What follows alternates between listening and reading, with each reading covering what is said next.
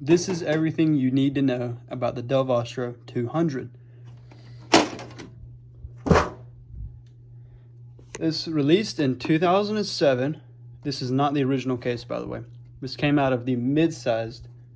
This came out of the mini tower, not the small tower. The system I pulled out of the, this is the Dell Vostro system I pulled out of the mini tower. It uses a standard ATX layout. Now it comes with the socket for the CPU is the LGA 775. The chipset it uses is the Intel's G31 chipset. The maximum amount of RAM it can handle is 4 gigabytes of DDR2 RAM. It can use SATA 2. It has integrated graphics. Uses Intel's GMA 3100 integrated graphics, and it has a PCIe 16 slot for a GPU, so it can support GPUs, and it originally comes with a 300 watt power supply. Now this specific one I have has a Core 2 Duo, and it can support Pentium dual cores and the Celeron 400 series. It has a lot of lower powered GPU options, so if you ever wanted to turn this into an older retro gaming setup, you could maybe use the GT710, not GT10, and GT730.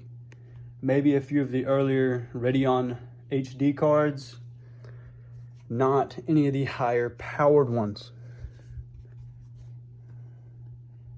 Now this can work with any SATA hard drive, SATA SSD, plus I'm pretty sure it can support an SSD somewhere. I have to find the slot for it somewhere on the motherboard, though I do not see the SSD slot, which it might be underneath my power supply right here. Just so y'all can have a better look at it. This is in an HP Pavilion Slimline case, not in the original mini tower. So as you can see, it works with even more compact case, and it's overall the only bad thing about the reliability is RAM slots will eventually, most of the time, go out. That's one of the most common problems. It can support a normal the casing comes with a normal ATX PSU. Now, the case is mid-sized ATX. It has 2 PCI slots, 1 PCIe times 1 slot. The original case can also support a full height GPU and full length GPU. And it has pretty alright airflow with the original case, and this one has okay airflow, but it's sort of packed into this super small system. As you can see, it has a vent there, vent there, vent there. This has a Dell Optiplex 3090 250 watt power supply, so it does not belong in this case, but I popped off the fan cover and it fits. Now this motherboard can support Windows XP, Windows 7, Windows 10. I'd probably recommend 32-bit, not the other one. And it can support some Linux versions like Mint, Ubuntu, and a few others like that. And it does not have any Windows 11 support. And this would only really be good as a really light office computer. Some people may want to do some restoration projects and post a video about it or something like that. Or just a budget build in case you're playing older games and anything like that. That's really all I have about it, but it can support better CPUs than the Dell Dimension, simply because it has a better socket. That one cannot support any dual core. I'm pretty sure dual core. CPUs. And while this one has dual core CPU support.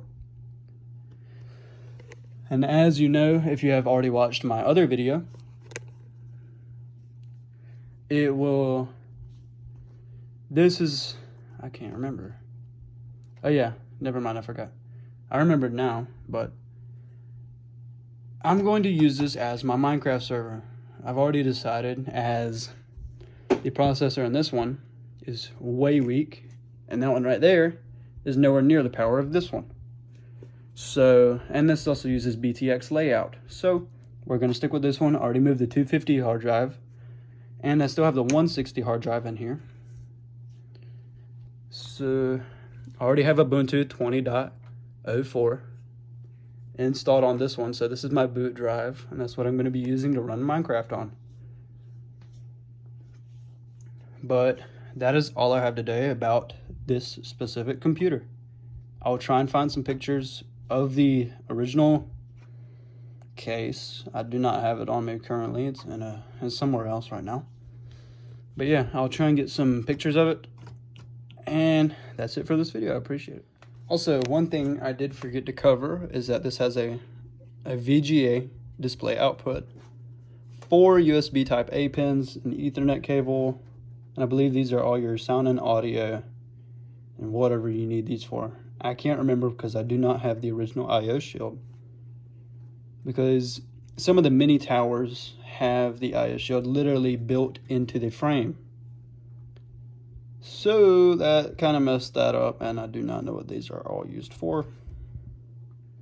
Yeah, that's it for the Dell Vostro 200. I appreciate it.